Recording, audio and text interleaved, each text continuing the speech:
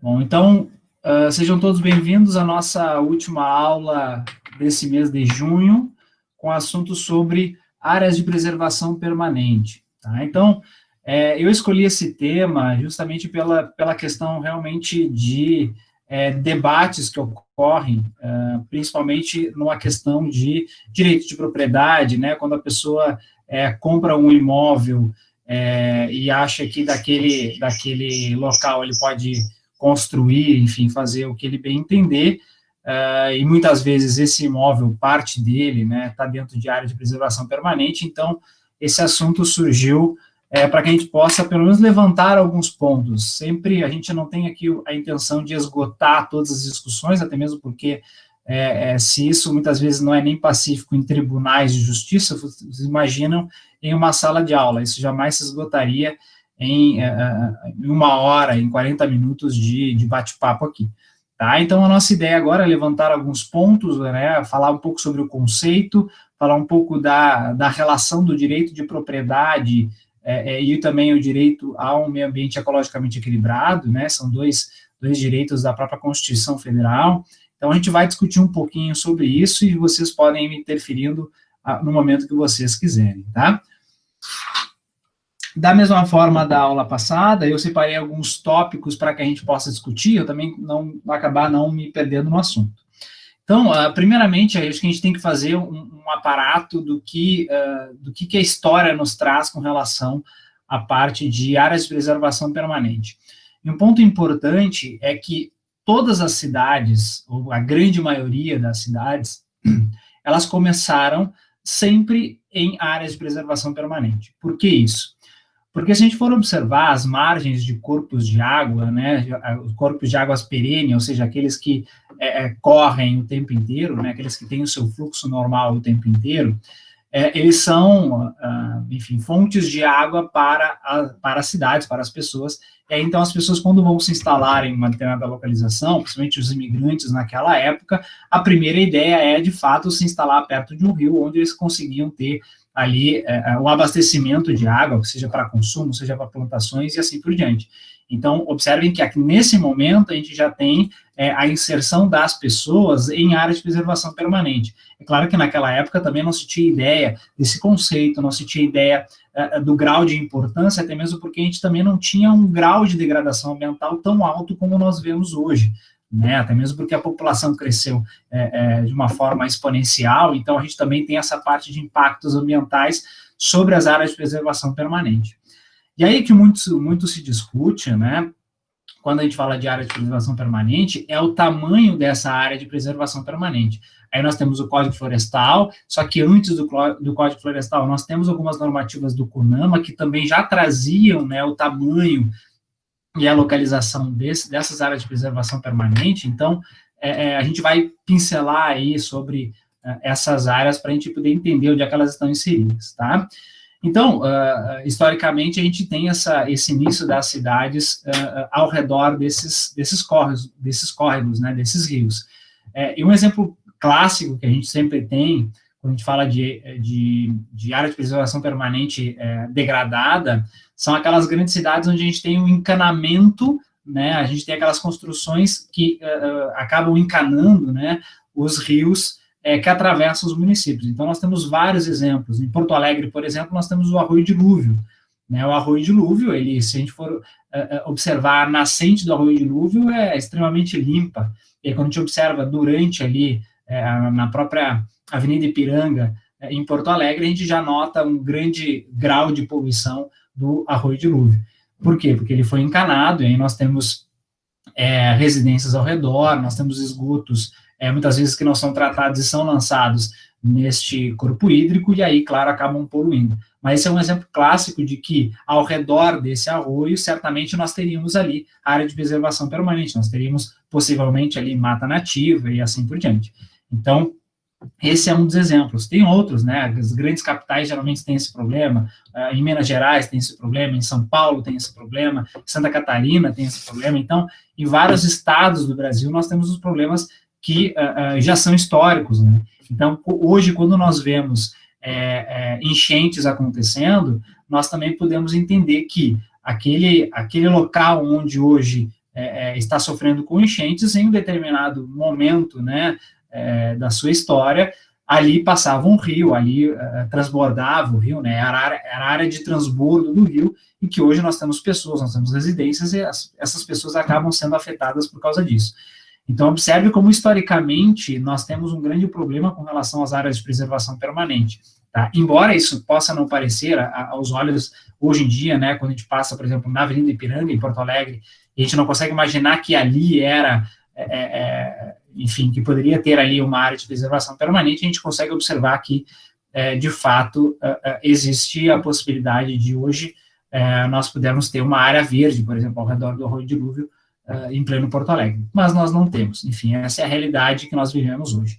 Certo? Então, dado esse breve histórico, mas bem breve mesmo, até mesmo porque a gente precisa focar mais na questão da área de preservação permanente propriamente dita, a gente também tem que pensar no seguinte, tá? Quando a gente tem o conflito entre dois direitos fundamentais, dois direitos que a própria Constituição Federal assegura individualmente ou à coletividade. O primeiro deles que eu queria citar é o direito à propriedade, ou seja, quando eu compro um imóvel, eu tenho a propriedade desse imóvel, né, uma vez registrado, né, então eu tenho a propriedade desse imóvel, e aí, teoricamente, eu poderia, dentro dessa propriedade, usá-la, né, fazer o uso, gozo, dispô-la de alguma forma, né, porém, nós sabemos que isso é muito relativo. Por quê? Porque além, né, da própria Constituição Federal, nós temos também no próprio Código Civil brasileiro a questão do uso socioambiental, né, do uso socioambiental da propriedade, ou seja, a gente tem o direito à propriedade, de fato, a propriedade é nossa, né, é de quem adquiriu aquele imóvel, porém ele não pode fazer o que bem entender daquele imóvel, né, ele tem que preservar algumas características, ele tem que resguardar, por exemplo, a vizinhança, ele não pode perturbar a vizinhança, tampouco ele pode degradar aquela área como ele bem entender. Certo? Então, quando a gente fala do uso socioambiental da propriedade, a gente está dizendo que são alguns cuidados que devem ser tomados, né? Então, quando a gente fala em direito de propriedade, a gente fala de um direito relativizado, ele não é um direito absoluto, certo? Então, esse aqui é o primeiro direito, e aí, paralelamente a ele, a gente não pode falar em termos hierárquicos, porque eles não se sobrepõem, tá? Nós temos o direito ao meio ambiente ecologicamente equilibrado, que lá no artigo 225 da Constituição Federal, ele deixa exatamente claro isso, que o meio ambiente ecologicamente equilibrado é um direito coletivo, é um direito de todos. Então, aqui nós temos um direito individual, ou seja, um direito à propriedade, e nós temos um direito coletivo, que é o direito ao meio ambiente ecologicamente equilibrado. E aí, quando a gente fala de um lote, né, de uma área, a gente está falando que dentro dessa área podem ser aplicados os dois direitos ao mesmo tempo. Verifiquem que nós temos um direito individual e um direito coletivo sendo aplicados a uma mesma área, a uma mesma situação, a um mesmo caso. Então, quando nós temos esse conflito, temos que ponderar qual deles que vai se sobrepor. Lembrando sempre, um não é hierarquicamente superior ao outro, mas é claro que cada um deve ser analisado, cada caso deve ser analisado conforme a situação real, certo? E aí eu trago para vocês que em alguns julgados do Tribunal de Justiça do Rio Grande do Sul tem dado prioridade ao direito coletivo, ou seja, o direito ao meio ambiente ecologicamente equilibrado está em alguns julgados. Eu não posso falar que isso é unânime, porque, obviamente, vai depender muito do julgador, do tribunal e assim por diante, mas o Tribunal de Justiça do Rio Grande do Sul tem dado causa ao direito à coletividade e não ao direito privado, ao direito individual. Então, aqui nós temos, em alguns momentos, se sobrepondo a preservação ambiental, a preservação socioambiental da propriedade, em detrimento do uso a qualquer forma da propriedade. Certo? Então, quando nós temos esses conflitos, em alguns momentos, na grande maioria deles, conforme os julgados, nós temos aí o direito ao meio ambiente ecologicamente equilibrado se sobrepondo ao outro. Tranquilo? Tá? Nós vamos ver daqui a pouco a questão sobre o próprio conceito, então, onde é que nós temos as áreas de preservação permanente, e vamos falar também sobre áreas consolidadas, né? Nós vamos ver o que é isso. E aí, claro que nós temos muitas críticas quando a gente fala do novo Código Florestal, justamente pela questão das áreas de preservação permanente das margens de rios perenes, né, de corpos de água perene. E aí nós vamos ver, certo? Então, para mostrar aqui, eu vou apresentar a minha tela para mostrar para vocês o conceito de área de preservação permanente que nos trazem algumas legislações federais, tranquilo? Então, agora vocês vão visualizar a minha tela. Então, eu tenho aqui na tela, galera, o nosso novo Código Florestal. Por que eu começo por ele?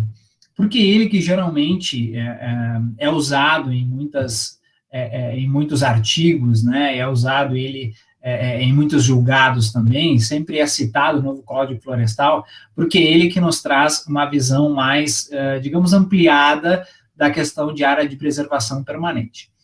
E aí cabe, claro, algumas críticas de alguns autores, referente ao próprio novo Código Florestal, dizendo que ele não traz absolutamente nada novo, que tudo que está inserido dentro do novo Código Florestal já é algo que já vem de longa data. De fato, muitas informações que nós temos no novo Código Florestal já temos em outras normativas nacionais, a exemplo de algumas resoluções do CONAMA, tá? Que inclusive eu vou dar uma pincelada nelas também aqui, tá? Então, observem aqui o conceito da área de preservação permanente. Área, olha aqui, ó, no artigo 3º, inciso 2º. Então, diz o seguinte: área protegida, coberta ou não por vegetação nativa. Paramos aqui. Coberta ou não por vegetação nativa. Aqui, a gente pode entender, e a gente, às vezes, quando olha uma área que ela não foi desmatada, mas ela naturalmente ela possui uma vegetação rasteira, ela não possui aquelas áreas de floresta, né? Então, a gente tende a pensar que para ser uma APP precisa ter aquelas áreas de floresta somente. Não necessariamente, tá? Então, o próprio conceito já está dizendo coberto ou não por vegetação nativa. Pode ser uma área sem florestas, mas ali é considerado, seja pela sua localização, né, pelo seu tamanho e assim por diante, pode ser considerado uma área de preservação permanente, tá? Então, é área protegida, coberta ou não por vegetação nativa, com a função ambiental de preservar os recursos hídricos. Então, ele tem várias funções: preservar os recursos hídricos, a paisagem, a estabilidade geológica e a biodiversidade, facilitar o fluxo gênico de fauna e flora, proteger o solo e assegurar o bem-estar das populações humanas. Aqui, quando a gente fala de preservação dos recursos hídricos, estabilidade geológica, nós vamos ver logo em seguida a questão de onde estão essas áreas de preservação permanente, que elas têm realmente esse objetivo, né, de preservação dos recursos hídricos, justamente por estar à margem desses recursos hídricos. E a questão de estabilidade geológica, além dessa margem, nós também temos a questão dos morros, nós também temos a questão de topo de morro, né? Então, ele tem, de fato, essa vegetação, essa área, tem, de fato, um objetivo de estabilidade geológica e de conservação dessa biodiversidade que ali possa habitar ou possa, de fato, ter um fluxo naquela área. Tá? Então, nós temos aqui o conceito de área de preservação permanente. Eu volto a dizer, este não é um conceito novo, nós já tínhamos um Código Florestal de 65, que já trazia para nós também o conceito de área de preservação permanente, tá? Bem como as resoluções do CONAMA de 2002 e 2006, tá? Então, aqui nós temos o primeiro conceito, e aí eu já quero aproveitar, já que nós estamos aqui, para falar de um conceito sobre área consolidada. Observem que aqui ele está falando sobre área rural consolidada, ele não está falando sobre área urbana consolidada. E aqui também cabe uma observação que em nenhum momento nós vamos ver um conceito dentro do novo Código Florestal sobre área urbana consolidada. A gente só vai observar aqui área rural consolidada. Então diz o seguinte: área de imóvel rural com ocupação antrópica pré-existente a 22 de julho de 2008, com edificações, benfeitorias ou atividades agrosilvo e pastoris, admitida neste último caso a adoção de regime de pousinho. Bom, aqui cabe a gente entender o seguinte. Então, aquele imóvel em área rural, especificamente em área rural, não se transporta esse conceito para a área urbana de forma alguma. Está bem explícito isso nesse próprio conceito. Então, área de imóvel rural com ocupação até 22 de julho de 2008. Tá, professor? Então, entre 2008 e 2020, não é a área rural consolidada? Não, não é a área rural consolidada. Por que 22 de julho de 2008? Enfim, tem uma explicação toda referente a isso, não cabe nesse momento, mas existe uma data, né, um lapso temporal. De 22 de julho de 2008 para trás, a gente pode considerar como área consolidada. Detalhe, quando eu considero uma área como consolidada, eu não posso aumentar, por exemplo, uma construção. O que pode permitir em edificações nessas áreas é apenas a manutenção da edificação, para que de fato ela não se deteriore, para que ela não caia e assim por diante. Tá? Então, quando a gente fala em edificações, apenas a gente está falando em manutenção do prédio.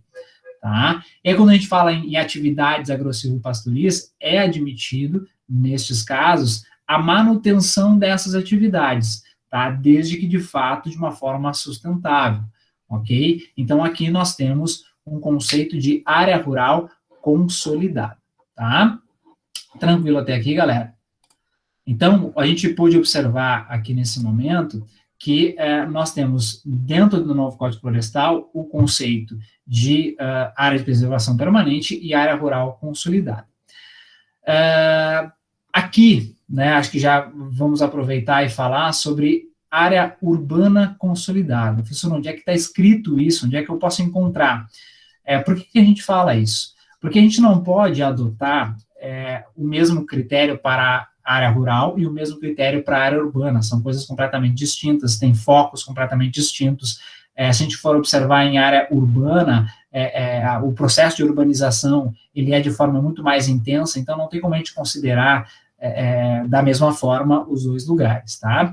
Então, mais uma vez apresento para vocês aqui a minha tela, e vou mostrar agora as nossas resoluções do CONAMA, anteriores ao novo Código Florestal, que nos apresentam, então, o conceito de área urbana consolidada, tá? Então, olha só, aqui eu tenho a resolução 303 de 2002 do CONAMA. Lembrando sempre, onde é que eu consigo essas resoluções? Diretamente no site do CONAMA. Não tentem baixar as resoluções de outro lugar. Vão direto no site do CONAMA, que lá tem tudo, tá? Então, CONAMA 303 de 2002. E aí ele traz lá ó, o conceito de área urbana consolidada, aquela que atende aos seguintes critérios. Aí ele traz definição legal pelo poder público. Por que ele está dizendo isso?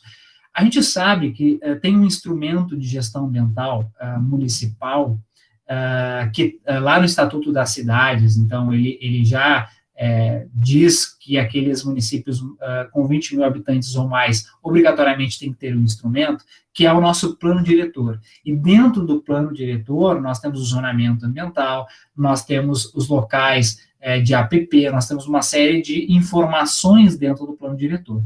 Então, essa definição legal pelo poder público, ou seja, onde e que características terão essas áreas urbanas consolidadas, podem ser definidas dentro do plano diretor municipal.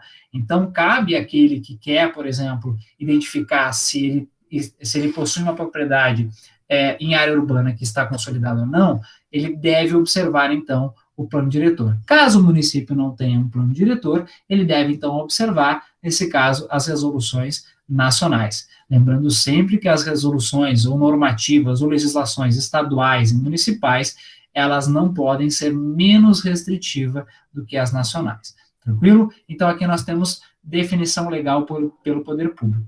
Na linha B, nós temos existência de, no mínimo, 4 dos seguintes equipamentos de infraestrutura urbana. Nós vamos ver que aqui fala em 4 desses equipamentos. Na outra resolução, de 2006, ele não fala mais em 4, ele fala em 3. Mas tem um pequeno detalhe. Aqui ele apenas dá uma definição. E lá na resolução de 2006, ele fala em...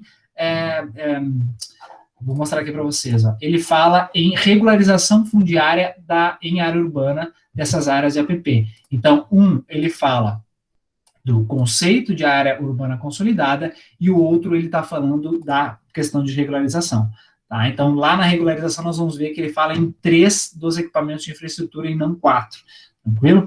Então, ele fala, malha viária com canalização de águas pluviais, rede de abastecimento de água, rede de esgoto e assim por diante. Então, tendo 4 desses elementos aqui, eu já posso considerar aquela área como área rural, área urbana consolidada, tranquilo? E aí, outro item, então, ele fala em densidade demográfica superior a 5.000 habitantes por quilômetro quadrado. Então, aqui ele está falando, né, o que é área urbana consolidada. Verifiquem, lá no novo Código Florestal nós temos área rural consolidada, e aqui na resolução 303/2002 do CONAMA nós temos área urbana consolidada. Tranquilo? Beleza.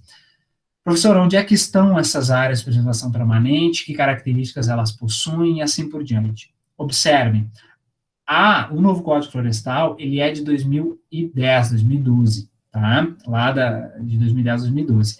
Essa resolução do CONAMA, ela é de 2002, e ele já trazia aqui, ó, onde e quais são as características dessas áreas de preservação permanente, certo? Então, aquilo que traz, por isso que muitos autores trazem uma crítica ao novo Código Florestal, porque ele não traz absolutamente nada novo. Não, ele até traz alguns elementos novos, né, com base em avanços legislativos e assim por diante, mas aqui no artigo 3º da resolução do CONAMA, ele já traz especificamente enfim, a característica dessas áreas de preservação permanente, certo? Então, olha só, faixa marginal medida a partir do nível mais alto em projeção horizontal com largura mínima de. Bom, aqui ele fala medida a partir do nível mais alto. O que traz de inovação ou de algo novo lá no novo Código Florestal? Ele não fala mais em nível mais alto, mas ele fala em leito regular, certo? Então, antes a gente falava no nível mais alto, geralmente naquelas épocas de enchente, então ele pegava onde ficava, né, o leito em épocas de enchente, e a partir dali ele fazia as margens daquele corpo d'água, o que, obviamente, dava uma área muito maior de preservação permanente do que a atual, certo? Então, antes nós tínhamos a partir do nível mais alto, e agora nós temos a partir do leito regular. Lá no novo Código Florestal, ele nos dá a definição do que é esse leito regular. O leito regular nada mais é do que o curso normal do rio. Então, o rio, né, aquele corpo de água perene, no seu curso normal, ele possui uma determinada medida, que pode ser 10 metros, 30 metros, 50 metros, 100 metros, enfim. Nesse curso normal, não é em época de enchente, não é em época de seca. A partir desse curso normal, se mede nas suas margens 30 metros, 50 metros, é claro que vai depender lá do leito regular desse rio, vai se medir, então, a área de preservação permanente. E por que eu gosto de focar bastante em questões sobre esses rios perenes, né, sobre esses corpos de água perene? Porque é óbvio que são esses lugares onde nós temos muito mais situações de conflito em relação ao próprio uso de propriedade, como nós comentamos inicialmente. Tá? Então, aqui ele traz algumas ideias, e aí, quando a gente for lá no nosso novo Código Florestal, ele vai trazer para nós quais são essas áreas de preservação permanente. Então, se a gente observar aqui no artigo 4º, ele bota: considera-se área de preservação permanente em zonas rurais ou urbanas. Observem aqui, em zonas rurais ou urbanas. Porém, como é que eu vou considerar? Então, imaginem que as cidades, elas nasceram ao redor desses rios, certo? Como é que eu vou considerar os mesmos 30 metros, observe aqui no A, os mesmos 30 metros, quando eu tenho 10 metros de largura do leito regular do corpo d'água? Então, imagine, 30 metros em uma zona rural é uma coisa, 30 metros em uma zona urbana é outra coisa completamente diferente, porque em 30 metros em zona urbana tu já encontra diversas casas, diversos condomínios, edifícios, né, ou até mesmo comércio, serviços. Como é que eu vou considerar uma área de preservação permanente da mesma forma em zona rural e em zona urbana? Essa também é uma das críticas trazidas ao novo Código Florestal. Aí, então, o que tem que ser adotado? Tem se adotado uma legislação de parcelamento do solo urbano. Tá? Então, lá, quando a gente abordar ali a lei de parcelamento do solo urbano, nós vamos ver que há uma diferenciação com relação ao Código Florestal.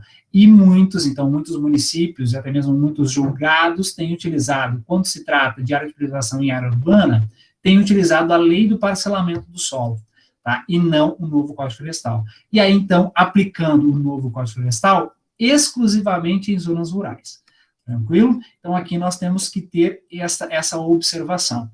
Ele traz, 30 metros para os cursos de água com menos de 10 metros, 50 metros para os cursos de água que tenham de 10 a 50 e assim por diante. Depois ele traz outras coisas, né? Ao entorno de reservatórios de águas artificiais, ele fala ao entorno de nascentes de olhos d'água, encostas ou parte destas com declividade superior a 45 graus, bordas dos tabuleiros chapados, ou seja, topo de morro. Ele traz uma série de zonas que são consideradas áreas de preservação permanente. Tranquilo? Então, aqui nós temos um exemplo. Vamos lá na nossa lei, né, de parcelamento do solo urbano, é a Lei 6.766 de 1979. Vejam que é uma legislação antiga, mas ela ainda é usada com grande frequência, tá bom? Bom, indo, né, analisando essa legislação, a gente vê em alguns momentos, aqui observem no artigo 4º desta lei, tá? Lá no nosso item 3A, ele diz o seguinte: ao longo das águas correntes e dormentes e da faixa de domínio das ferrovias, será obrigatória a reserva de uma faixa não edificável de, no mínimo, 15 metros de cada lado. Então, observem que aqui, esse trecho, ele foi incluído agora em 2019, ele foi alterado, né, na verdade, porque nós já tínhamos aqui, numa redação dada em 2004, logo aqui em cima, também é quase o mesmo sentido. E aí, em 2019, então, esse texto ele foi atualizado, e nós temos este texto agora. Então, 15 metros. Observem que aqui ele não faz distinção do tamanho do corpo hídrico. Ele apenas diz, 15 metros de cada lado. Tranquilo? Então, se aqui ele está falando que é uma faixa não edificável, ele está nos dando indícios de que aqui nós temos uma área de preservação permanente. E aí se utiliza, então, esses 15 metros de cada lado. Ok? Então, podem até observar que muitas vezes nós temos em um município, né, já consolidado, né, já com uma certa estrutura, algumas residências sendo construídas, alguns edifícios sendo construídos em uma área próxima a um corpo hídrico, né? E por que ele pode ser construído? Nós não tínhamos que levar em conta o novo Código Florestal? Observem daquela crítica que nós acabamos de fazer. Né? Quando a gente fala de área urbana, a gente tem que não usar o novo Código Florestal. E é isso que os próprios julgados, as próprias análises, né, de prefeituras e assim por diante, eles têm usado os 15 metros. Então, considera-se em área urbana 15 metros as margens de corpo hídrico como área de preservação permanente em zona urbana. Tranquilo? Então, o que nós vimos até agora? Nós vimos o que é essa área de preservação permanente. Nós vimos, então, o que é a área rural consolidada, o que é a área urbana consolidada, e vimos ali uma certa diferença entre eles. Tranquilo? Bom, o que eu quero, além disso, comentar com vocês? Que quando nós temos uma degradação em uma área de preservação permanente, essa degradação, ou a responsabilidade sobre a degradação em área de preservação permanente, ela acompanha a propriedade. Então, vamos pensar a seguinte situação. Eu comprei uma propriedade onde já estava naquela situação, já existia uma certa degradação em uma área de preservação permanente, e eu acabei comprando aquela área. Em um dado momento, o órgão ambiental, ele acaba me notificando, né, ele acaba dizendo para mim que eu estou, então, degradando uma área de preservação permanente, que na verdade não fui eu, foi o proprietário anterior. O que acontece nesses casos? Nesse caso, a responsabilidade, ele acompanha a coisa e não o proprietário. Ou seja, se eu comprei o imóvel, significa então que eu estou comprando também todos os ônus referente a essa propriedade. Então, se ele tem algum problema com relação à área de preservação permanente, o responsável por uma certa degradação, pela regeneração e assim por diante, todos os efeitos sobre essa área, fica a cargo, então, do novo proprietário. Por quê? Porque essa responsabilidade, né, essa sanção, seja ela administrativa ou, enfim, ambiental de uma forma geral, ela é aplicada à coisa e não ao proprietário antigo. Professor, pode ser responsabilizado tanto o proprietário antigo quanto o proprietário atual? Pode, vai depender caso a caso, ou em algum momento, né, o próprio proprietário do imóvel, né, aquele que comprou a propriedade, pode entrar, por exemplo, com uma ação de regresso, né, contra o proprietário antigo por não ter informado o ônus. Isso pode ser, inclusive, até hoje ainda olhei um julgado que considerou nulo um contrato de compra e venda de um imóvel que neste contrato não existia nenhuma informação de que aquela área era uma área de preservação permanente, ou seja, estava inclusive escrito no contrato que aquele imóvel estava livre de qualquer ônus, o que na verdade não era verdade, né? Aquele imóvel tinha parte dele ou totalmente estava dentro de área de preservação permanente, o que tornava parcela dele inutilizável ou utilizável em alguns sentidos, né, que o próprio novo Código Florestal nos dá essa possibilidade. Tá? Então, quando a gente tem esses conflitos com relação à compra e venda de imóvel em área de preservação permanente, é importante que se observe anteriormente se aquele imóvel está localizado em área de preservação permanente. Voltando ao assunto de área urbana consolidada, o órgão municipal, né, a própria administração municipal, no momento do desenvolvimento do plano diretor, ele não precisa deixar os 15 metros, ou seja, não precisa ser somente os 15 metros.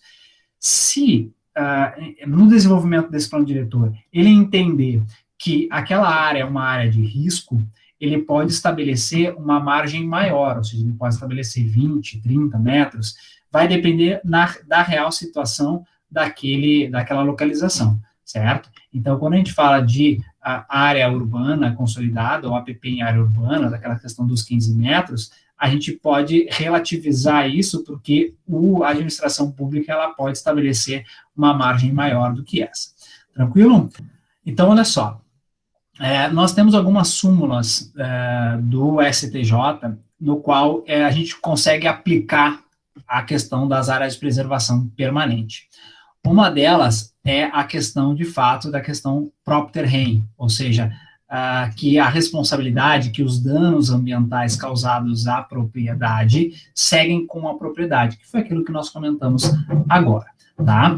Uma outra coisa que também nós podemos observar é que não existe tempo para a responsabilização dos danos ambientais. O que significa isso?